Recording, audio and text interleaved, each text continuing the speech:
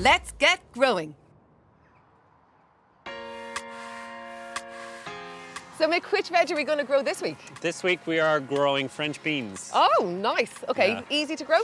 On a scale of 1 to 10, they're a 12. 12 is in really hard or No. 12 is in really easy? No, really easy. Really easy to grow. Unlike a lot of the other kind of peas and beans family, no faffing around with shelling and potting and all that. You just grow, and when you have loads of them, which you will, just bung them in the freezer. They're brilliant to have. Deadly. And are we going to grow them inside or out? Both, actually. Oh, deadly. I bags the inside. So I guess that's me on the outside. This week it's all about French beans.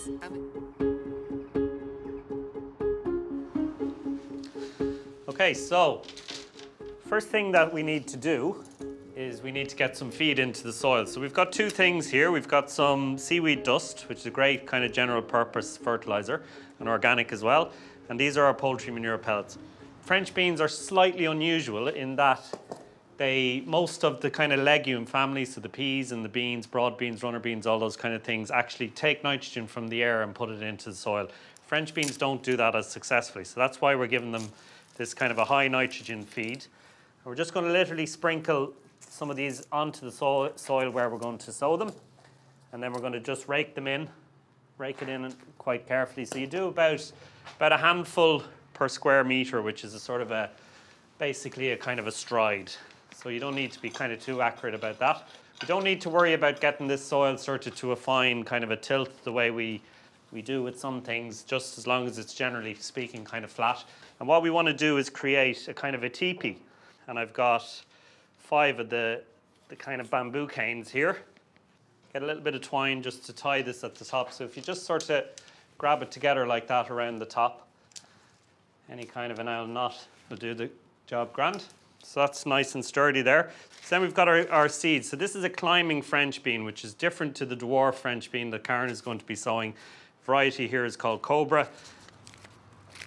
And basically what we're going to be doing is sowing 2 of these at the base of each of the canes. We just kind of pop them on the soil to start with. And then, as with most seeds, you're looking at sowing them about twice the depth of the size of the seed. So you're looking at about kind of 3 to 5 centimetres down into the soil. They're a very forgiving crop to grow. You can't go too far wrong with them. And the beauty of having 2 in there, I suppose, is that if one doesn't germinate, you've got one there to cover as well. And it's very, very hot in here, and the soil gets really, really dry. Obviously, you need to keep these waters. I'm just going to grab my watering can, and we'll keep the soil kind of nice and moist all the time. So they probably need watering every day, and we just keep an eye on them, keep the thing weed free.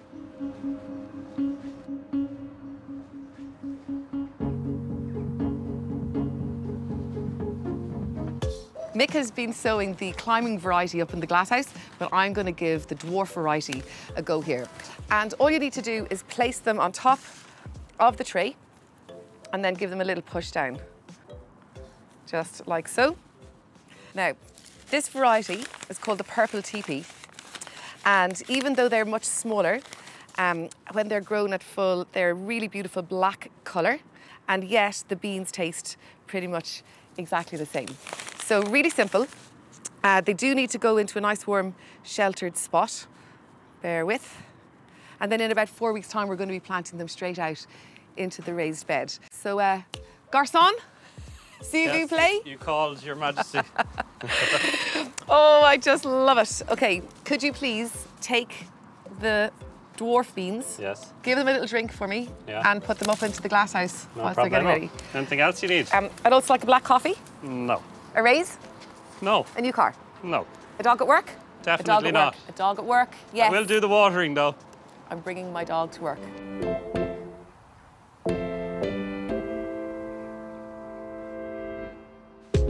In just 4 short weeks, the beans have sprouted and are starting to climb. Don't they look absolutely amazing? They look brilliant. So you know the thing I love about these, right, is just the way they climb and kind of like how they know that. Yeah, how do they naturally. know that support is there for them to grab onto? Like, it's mental, isn't it? It is mental. And here's another thing that's going to absolutely melt your brain. Okay, as if that's not melted enough already. Have a look at all of them. They're all climbing anti-clockwise.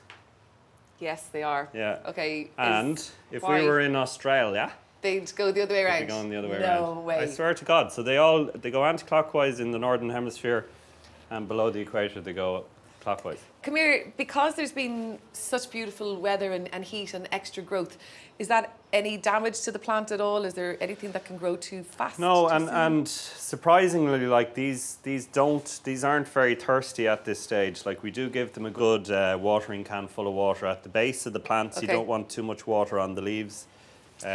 Keep disease down, so all of the water is going into the soil. Right, what's next?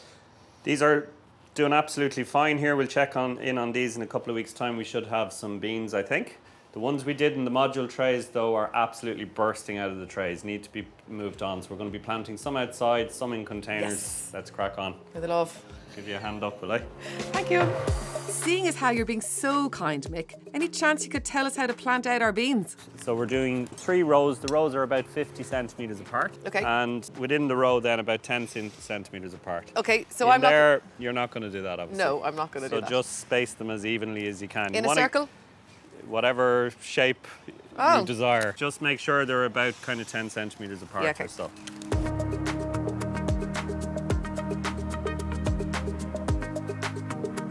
So we're doing a handful of seaweed dust and a handful of poultry manure pellets per square yard, Karen? Yeah. Is that what you're...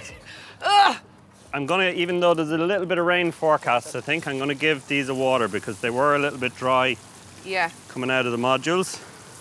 Right, is that it? That's Could you carry it over to my little container space for me? Happy to do that, Karen. Say it like you mean it, Michael Kelly. Oh, geez, it's quite heavy now that you've watered it. These look brilliant. I'm delighted to say that my purple teepee beans are absolutely thriving here in Container Corner.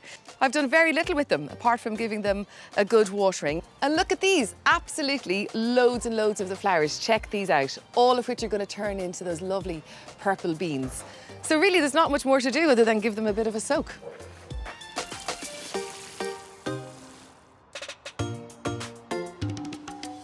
Now over to the beds where there's a little surprise for Karen. We've got our very first beans of the season. Are they munchable now? They are. They are munchable. Can I have a go? Not a great plan to eat too many beans raw though, apparently. Bad for the old flatulence. I think I'll wait until later. Anyway, look, these are looking amazing, but the climbing French beans up in the glass house. Eat it. Yeah, they're good. Yeah. Climbing French beans up in the glass house are doing even better, so let's go up and have a look at them, yeah? And by even better, I mean they are humongous. This lo and behold. Amazing. Isn't it unreal? Oh my God, what growth. Is there a giant up there? And some dude called Jack about to rock in? Do you think, like, little tiny bean we stuck in the ground near but a couple of months ago? Near but a couple of months. It must be 8 foot tall, like, at this stage. That is awesome.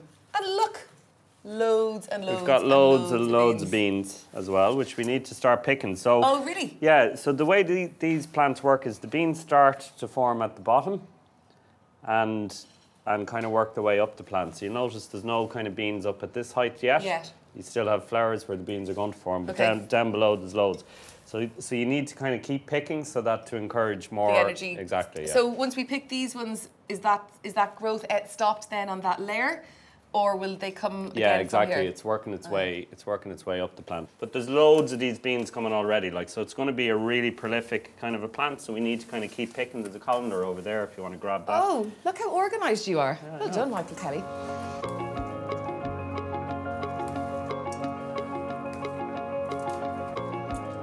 Mick, are we going to pick all of them? You don't need to pick all of them, but the thing is, like, this is about as big as you want to let the beans get to, because if you let them get any bigger than this, they don't taste so good. They get a bit bitter. They're nice when they're nice and tender. So there's some small ones there could be left to grow on a little bit more and so on. But the key thing is keep picking. One more though. One other thing to say, especially in this, like, it's so bloody hot in here, it's unreal. It is. They do need, like, when a plant is flowering, it means, generally speaking, it's not focusing on producing new roots. So you do need to give it a good drenching, you know, even twice a week or whatever, just loads of water at the base of the plant. No feed, like you would say with tomatoes no feed. or We got lots of nutrition into the soil, so they're happy. I can't resist. I can't resist. One more. Okay, let's go. Some lunch. It's harvest day, In the glasshouse, our giant beanstalks are prolific. And while our dwarf beans definitely aren't as tall, they're doing just as good.